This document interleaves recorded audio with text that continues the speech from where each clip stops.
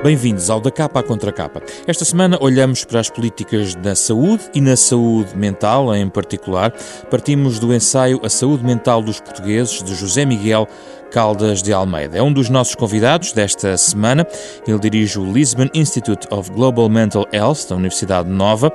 Com ele vamos debater este tema com o médico especialista em Hematologia Clínica e Oncologia Médica do Instituto Português de Oncologia, Fernando Leal da Costa. Foi secretário de Estado e Ministro da Saúde. Do Da Capa à Contra Capa é um programa da Renascença em parceria com a Fundação Francisco Manuel dos Santos.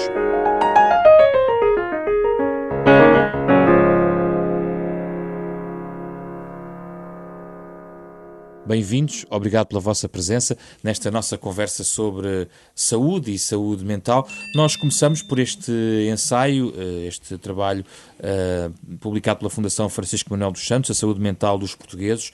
José Miguel Caldas de Almeida, geralmente nos livros o glossário explica no fim alguns termos técnicos. Aqui em rádio vamos fazer ao contrário, porque é só preciso explicar uma ou duas questões relacionadas com a saúde mental. Porque quando falamos, por exemplo, de doenças mentais, isso está bem explicado no seu livro, podemos falar de perturbações comuns, de perturbações graves, e há questões que são confundidas com doenças mentais que o não são, como alterações do humor ou assim. Brevemente, pode-nos explicar do que falamos quando falamos de doenças mentais? Em primeiro lugar, muito gosto por estar aqui e por poder debater com o Dr. Fernando Leal da Costa, que conheço há muitos anos, e agradeço-lhe também a sua pergunta inicial, porque há geralmente confusões grandes entre o que é que são doenças ou perturbações mentais e problemas de saúde mental, porque o segundo engloba os primeiros, mas é preciso diferenciar.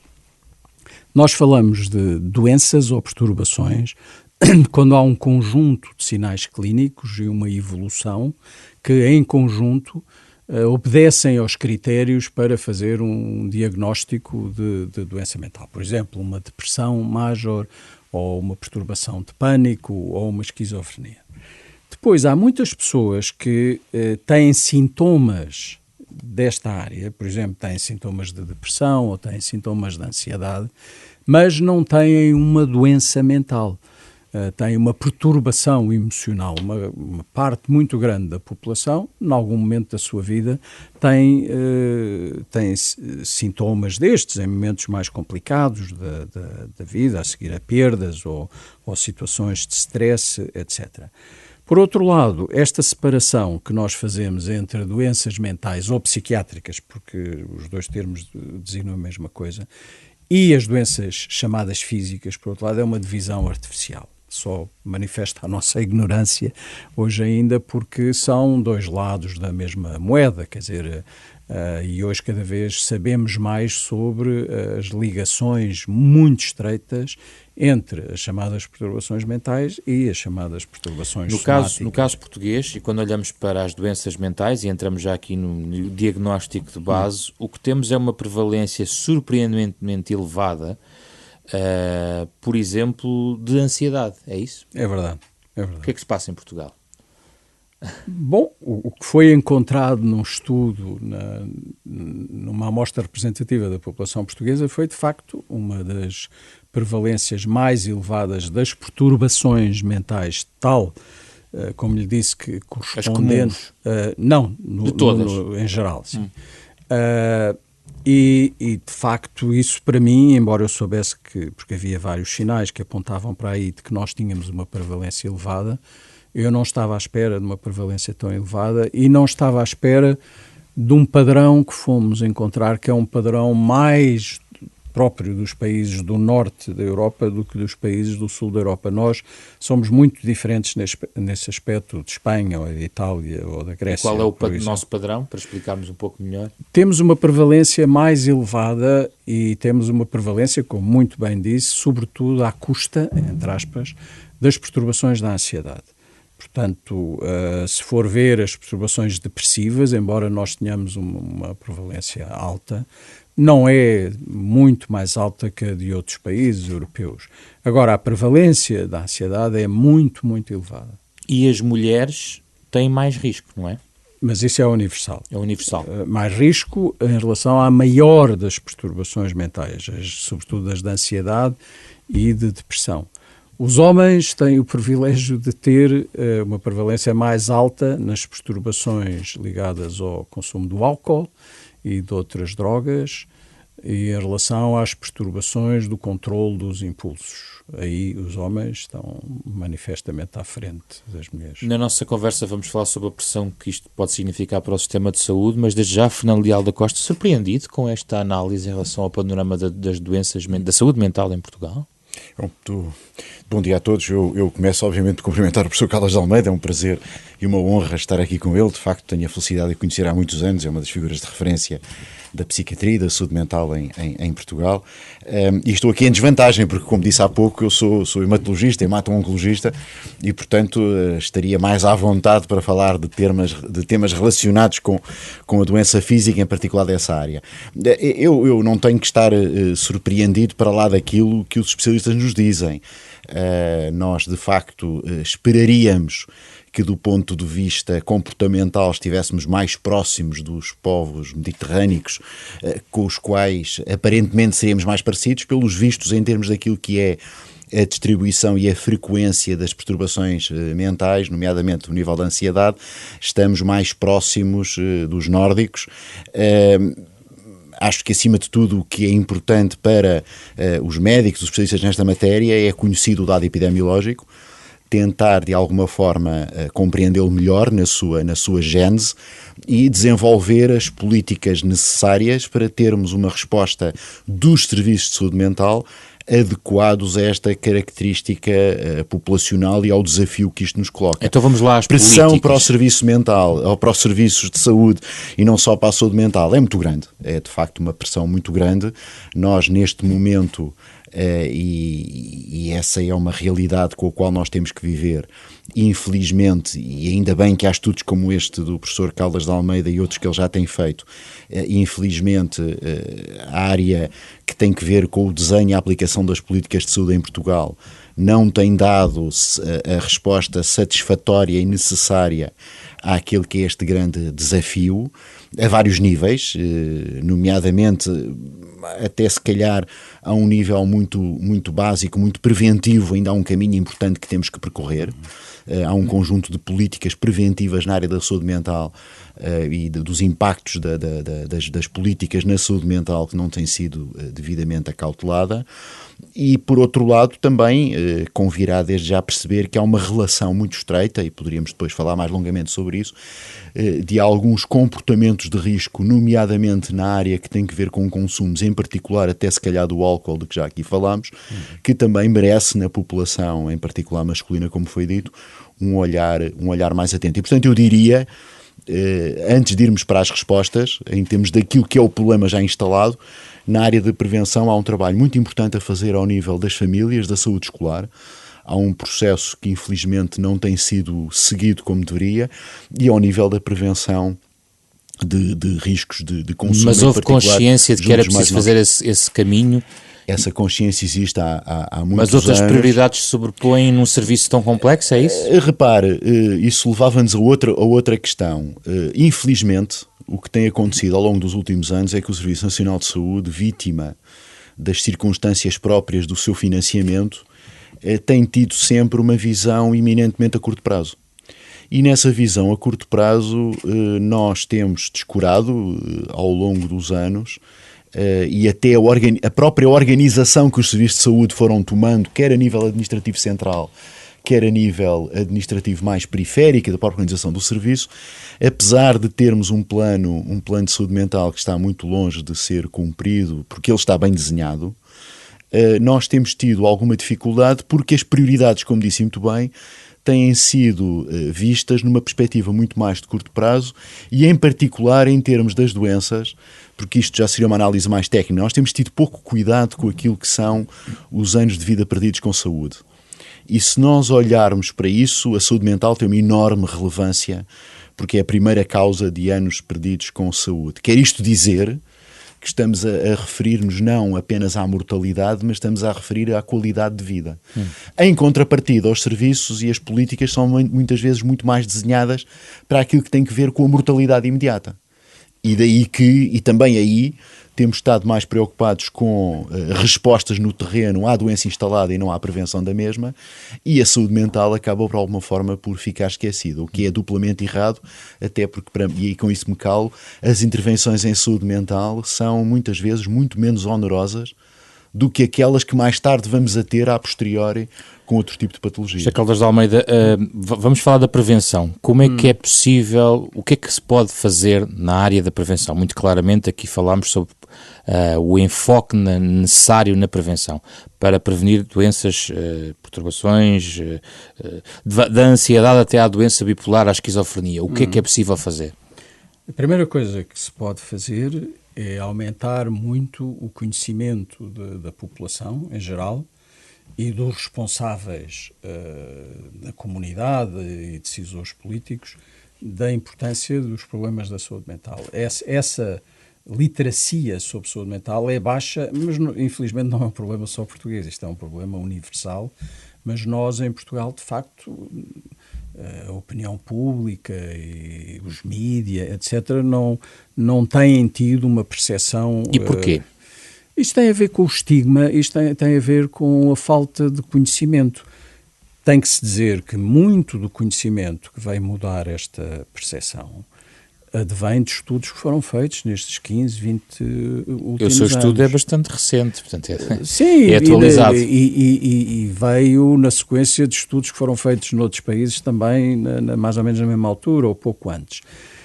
Só para lhe dar um exemplo, esse estudo mundial em que se englobou o estudo português mostrou que das pessoas que têm depressão em Portugal, que é mais ou menos 7% por ano, só 65% é que percebem que têm um problema que deve ser tratado. Portanto, pode melhorar imenso os serviços, mas se não trabalhar estes 35% que não se dão conta que se devem tratar, continua com um problema grande. Ou seja, para prevenir os problemas, logo a primeira coisa que pode fazer é tentar diminuir estes 35%, o que implica disseminar conhecimento. Isto é um trabalho paciente, não se faz de um dia para o outro. Tem que haver campanhas de divulgação de dados, tem que haver sensibilização para os responsáveis aos vários níveis. Por exemplo, não basta...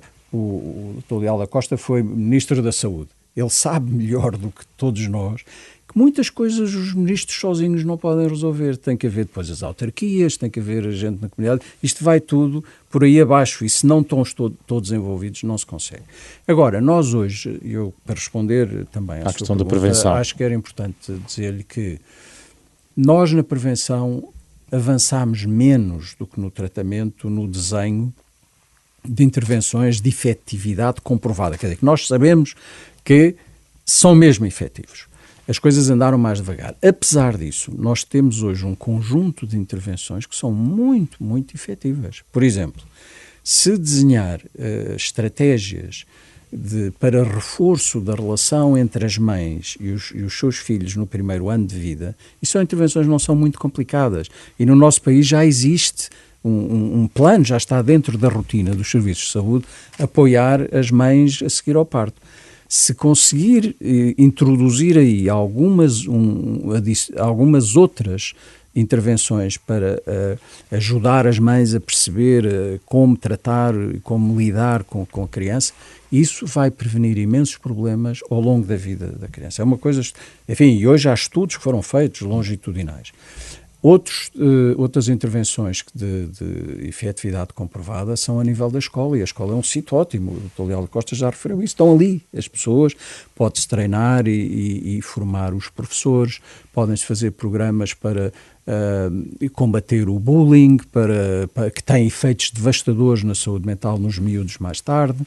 Pode ir pelo outro lado, pela positiva, desenvolver a capacidade de resiliência e a capacidade de relações sociais das crianças e mais tarde dos adolescentes.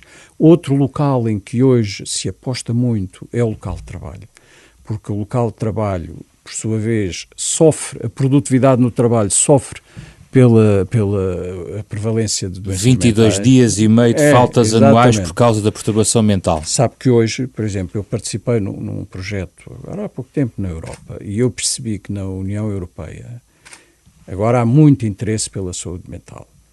A maior parte desse interesse tem a ver com o reconhecimento de que a coesão social e a prevenção de problemas de saúde mental no local de trabalho tem uma importância enorme na produtividade. Até a Europa está preocupada para se bater com outras partes do mundo em melhorar a saúde mental.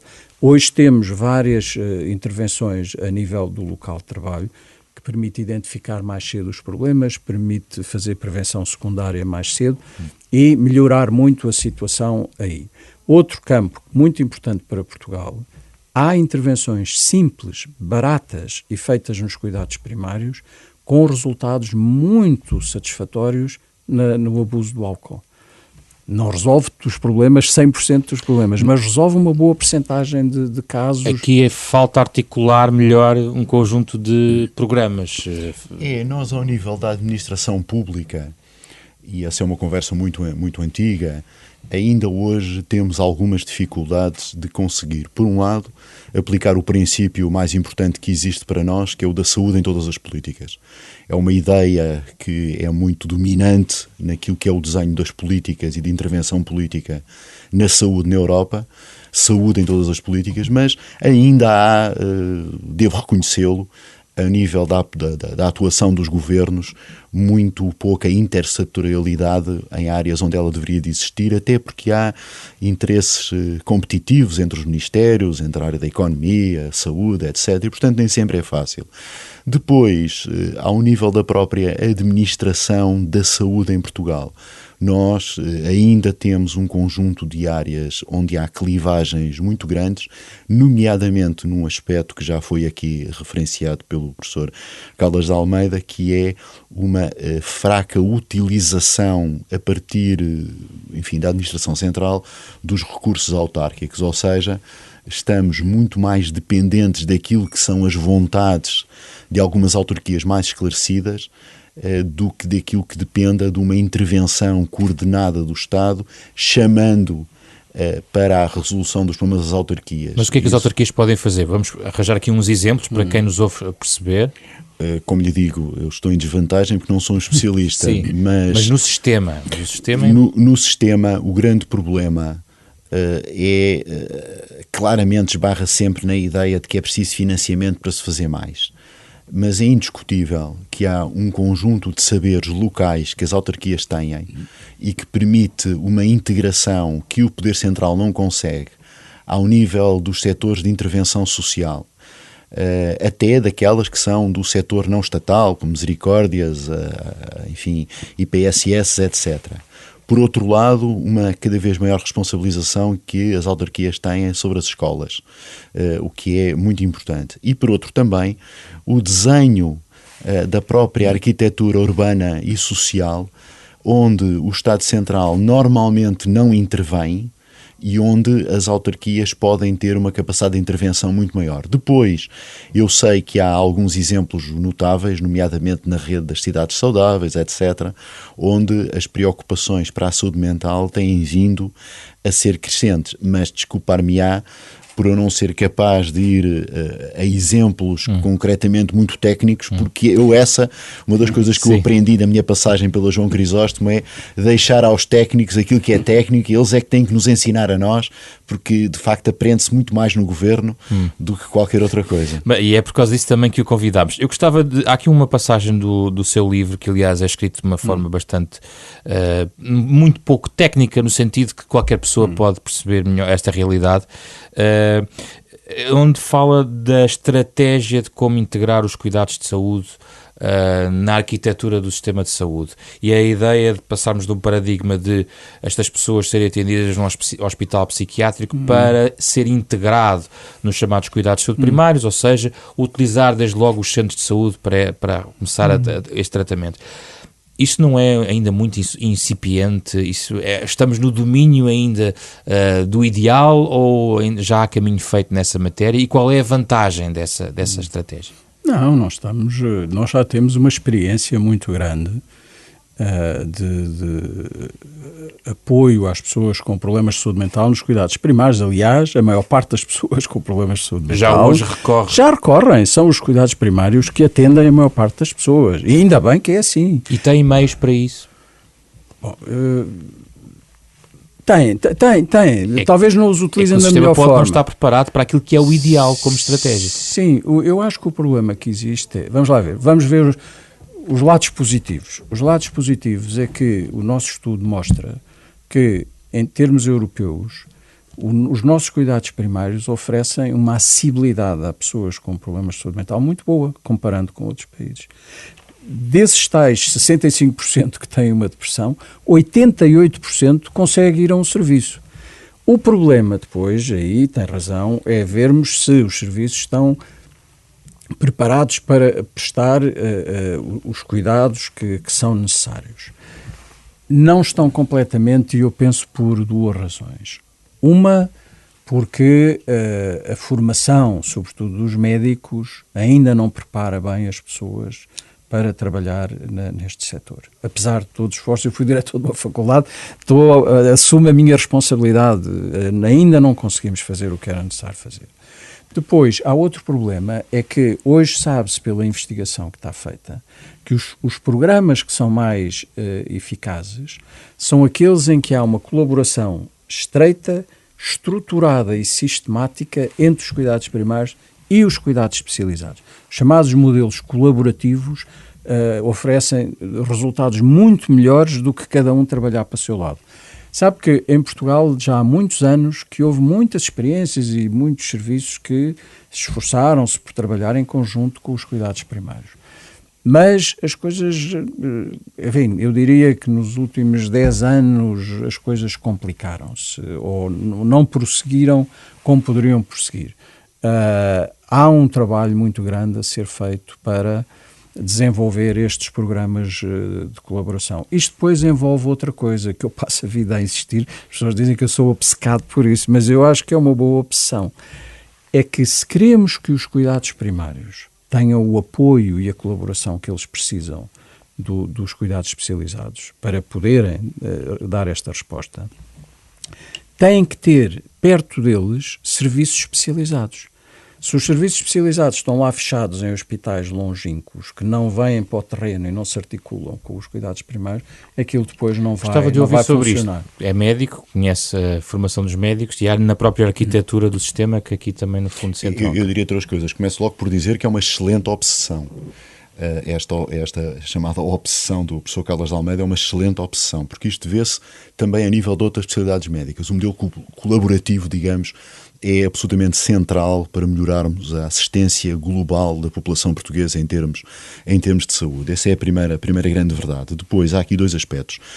Um aspecto que se prende com o facto de a intervenção não farmacológica ainda ser muito deficitária e difícil ao nível estrito dos cuidados primários, daí a necessidade da tal intervenção colaborativa, e ao nível da intervenção farmacológica há que reconhecê-lo, ainda grandes lacunas do ponto de vista da formação e da intervenção. E isso provavelmente explica... O autoconsumo em excesso? Não só o autoconsumo, o próprio perfil de prescrição, por exemplo, a perpetuação da prescrição de calmantes, digamos, de uma forma genérica, das chamadas benzodiazepinas. Nós temos, de facto, consumos de benzodiazepinas que, de alguma forma, estão explicados também por aquele dado do altíssimo nível de perturbação da ansiedade na população portuguesa. Sim. Mas também há aqui uma verdade que é a resposta, eu digo um pouco de chutar para canto, por parte de um número significativo dos clínicos, que acaba por lhes tornar mais fácil a prescrição de medicamentos que de alguma forma vão mitigando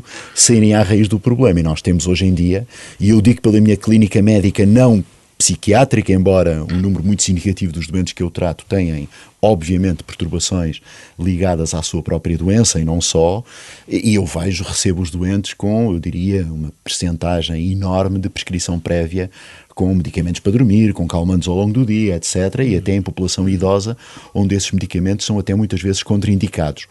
Agora, a articulação tem que se fazer, as unidades de saúde mental locais, digamos, regionais, têm que ter hoje em dia um apoio muito maior do que aquele que têm tido, tem que haver uma generalização dos serviços de psiquiatria ao nível dos hospitais, digamos, periféricos, eu não gosto desse nome, e fazer uma articulação muito estreita, coordenada pelas Organizações Regionais de Saúde e pelos próprios agrupamentos de centros de saúde com os médicos de medicina geral e familiar. Isso é absolutamente fundamental. Muito rápido em relação ao abuso e à prescrição de psicofármacos em Portugal, José Caldas de Almeida.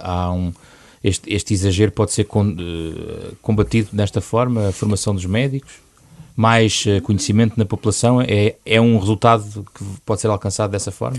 Ajuda a disseminação dos guidelines que existem, mas que há ainda trabalho a fazer para serem adotados na prática diária, e tem a ver com dados culturais. A população portuguesa é exigente, exige medicamentos. E habituou-se, digamos, a consumir muitos medicamentos. Há outras culturas, por exemplo, eu tenho um filho que vive na Alemanha, e eu vejo, quando falo com ele, os alemães não têm esta crença nos medicamentos. É por isso que nós somos os primeiros, ou melhor, as primeiras, porque isto é um fenómeno também muito feminino.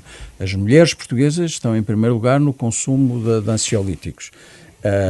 E os homens também, enfim, estão no segundo ou no terceiro. Mas, apesar de tudo, aí é um problema mais especificamente feminino. E isso tem a ver com vários fatores. Acho que não há só uma razão para isso. Tem também a ver com a elevada prevalência que existe, claro. No final deste programa gostamos sempre de pedir as sugestões de leitura aos nossos convidados. Professor Caldas de Almeida, tem algo para nos sugerir? Eu acho que vale muito a pena as pessoas olharem para um documento, que é um documento, não direi que é um documento leve, que é o plano da Organização Mundial de Saúde para a saúde mental. Pela primeira vez há um plano mundial para a saúde mental, desde 2013. Lê-lo todo é uma chatice, não recomendo a ninguém. Onde é que se pode encontrar? É muito simples, é só ir ao site da OMS, basta pôr no Google WHO, World Health Organization, Mental Health Plan. Fernando Leal da Costa, sua sugestão? Logo, em primeiro lugar, este magnífico ensaio do professor Caldas de Almeida é uma leitura muito importante, muito útil, muito informativa, não só para especialistas, como também para a população em geral. Meus parabéns à Fundação por ter escolhido este autor e pelo texto. Em segundo lugar, uma coisa muito pequenina, um texto publicado no site do The Guardian, no dia 1 de maio, pelo Dr. Ortosório, sobre intervenção no trabalho em termos da saúde mental. É um texto notável, escrito por uma pessoa notável, com um conhecimento muito profundo do que é a doença mental. Acho que é um texto fundamental para ser lido. Obrigado pela vossa presença. O Da Capa à Contra Capa é um programa da Renascença em parceria com a Fundação Francisco Manuel dos Santos. Pode ouvir sempre ao sábado, às 9h30 da manhã. Pode ouvir de novo em podcast ou em rr.sap.pt. Como sabe, todas as semanas tentamos conhecer melhor Portugal e os portugueses, pensar e debater o país e também o mundo, como sempre acompanhados pela música de Mário Laginha, autor deste genérico. Eu sou José Pedro Frazão, produção do programa de Ana Marta Domingues, com o apoio de Carlos Vermelho e André Peralta. Regressamos na próxima semana com outro tema para a nossa conversa.